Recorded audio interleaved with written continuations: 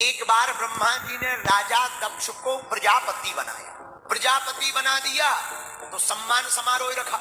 सम्मान समारोह में सबको बुलाया, ब्रह्मा जी को भी बुलाया, भगवान शंकर को भी बुलाया, विष्णु भगवान भी आए, सब देवता आए। अच्छा, नेताओं की आदत होती है कभी भी सम्मान समारोह देरी से आए ताकि लोग इंतजार करें। तो सम्मान समारोह में सब देवता पहले पहुंच गए, पर ये प्रजापति दक्ष थोड़ा देर से आए। सब देवता खड़े हो गए, ब्रह्मा जी खड़े नहीं हुए, विष्णु भगवान खड़े नहीं हुए। ब्रह्मा जी ने सोचा हम तो बाप हैं, हम क्यों खड़े हो। विष्णु भगवान ने सोचा वाह हम तो दादाजी हैं, हम क्यों खड़े हो। भोले बाबा ने सोचा हम इन दोनों में कौन से भेद है, ये दो ही रूप हमारे ही है तो हम काहे को खड़े हो, हम भी तो दामाद हैं।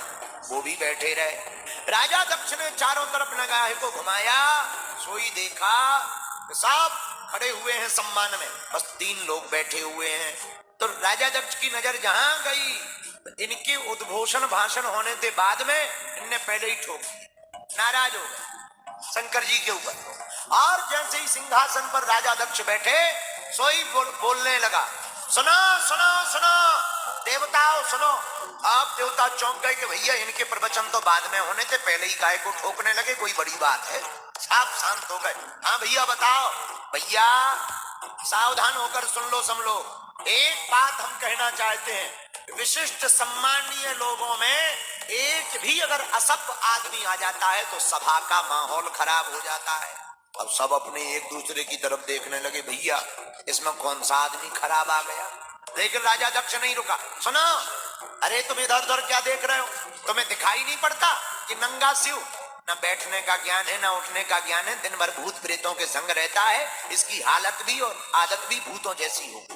तो किसी ने राजा दक्ष से धीरे से कहा कि वाह तुम्हें इतने अवगुण दिखाई पड़ रहे, तो अपनी बेटी का विवाह क्यों किया, इतने ही अवगुण थे तो बेटी का विवाह न करते। राजा दक्ष ने कहा, कहां हमारी सुकुमारी सुंदर कन्या और कहां ये मरकट लोचन वाला शिव, कहीं हम अपनी बेटी का विवाह इसके साथ करते। वो तो पिताजी की आज्ञा थी सो कर दिया, पर आज के बाद हम कह रहे हैं, ध्यान से सुन लो, आज के बाद किसी भी यज्ञ में किसी भी आयोजन में भगवान शंकर का कोई भाग नहीं। बहुत देर तक तो शंकर जी चुप रहे, नंदी जी तमतमाते रहे। नंदी जी धीरे से उठ के बोले, अगर आपकी आज्ञा हो तो इन्हें मजा चखा दे।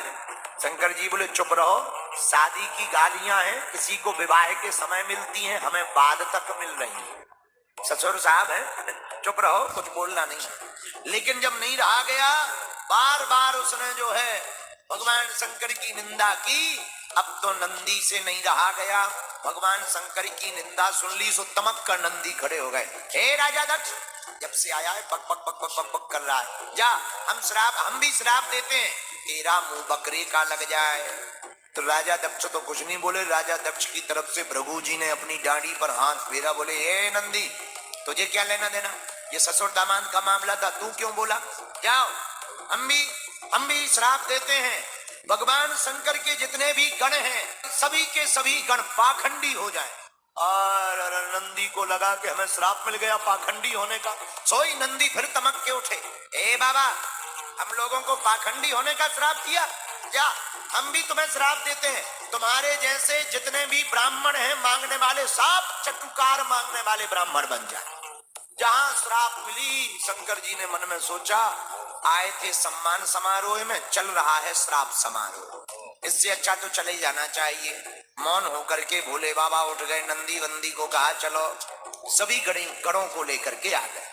लेकिन आ तो गए, पर भोले बाबा से सीखो, जितने भी शादीशुदा लोग बैठे आते ही पत्नी पे नहीं भड़के कि तुम्हारे पिताजी ऐसे वैसे हैं ये वो, नहीं, चुप हो, जब मौका आएगा तब बताएंगे। बहुत दिन बीत गए। राजा दक्ष ने भगवान शंकर से अपमान का बदला, अपमानित करने के लिए भगवान शंकर को एक यज्ञ के आयोजन को ठाना, यज्ञ किया, सबको निमंत्रण दिया, भोले बाबा को निमंत्रण नहीं दिया। बोलो सीताराम।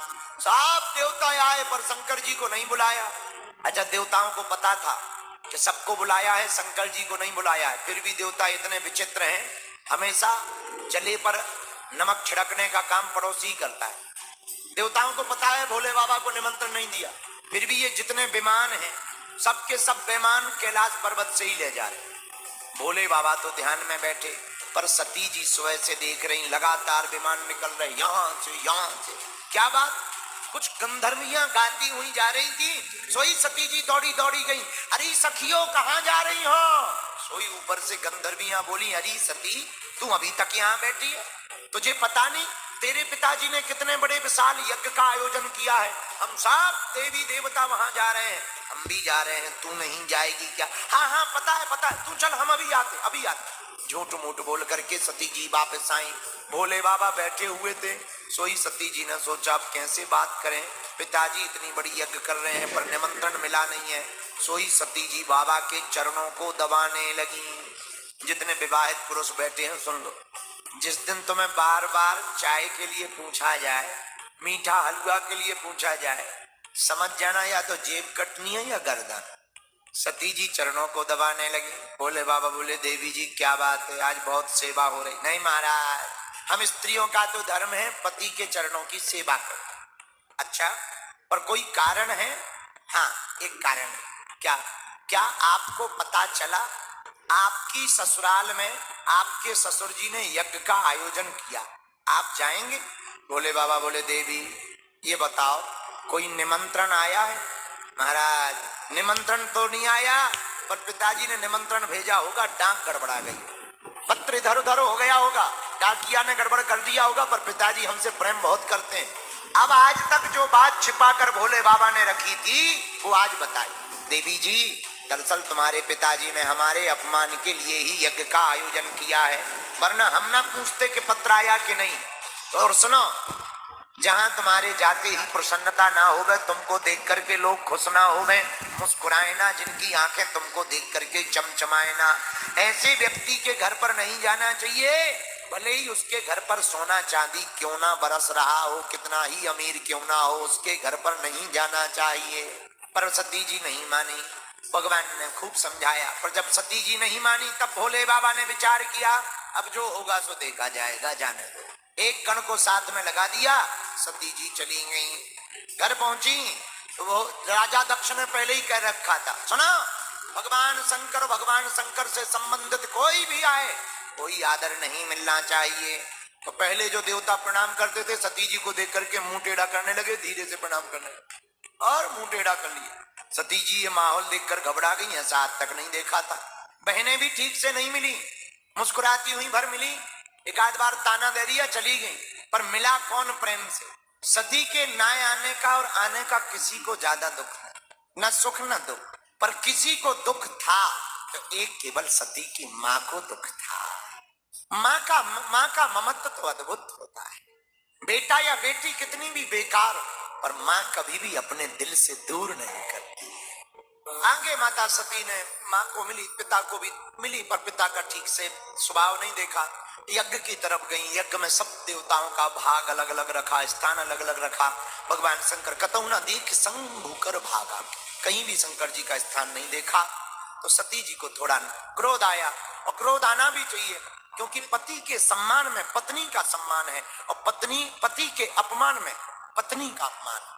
अब सती जी को क्रोध आया और उन्होंने सोचा कि हम वापस जाएंगे तो भगवान शंकर मुस्कुरा करके भोले बाबा कहेंगे, आओ दक्ष कुमारी, हम इनके नाम से जोड़ेंगे, हमारा मजाक बनाएंगे, इससे अच्छा है प्राणों को त्याग देना चाहिए। तो क्रुद्ध हो गई, होंठ फड़फड़ाने लगे, आंख लाल हो गई, मारे क्रोध के माता सती ने अपने पिता को ही खूब भला बुरा सुनाया कि आपने भला नहीं किया, ठीक नहीं किया, भगवान विश्वनाथ के भाग को आपने नहीं रखा, उनका सम्मान नहीं दिया, अपमान किया। अब मैं वापस नहीं जाऊंगी, मैं जाऊंगी तो मैं एक शिवद्रोही की बेटी कहलाऊंगी, इसलिए मुझे जीना नहीं है। अब तुम्हें बहुत पछताना पड़ेगा पिताजी, पिता कहने लायक भी नहीं हो।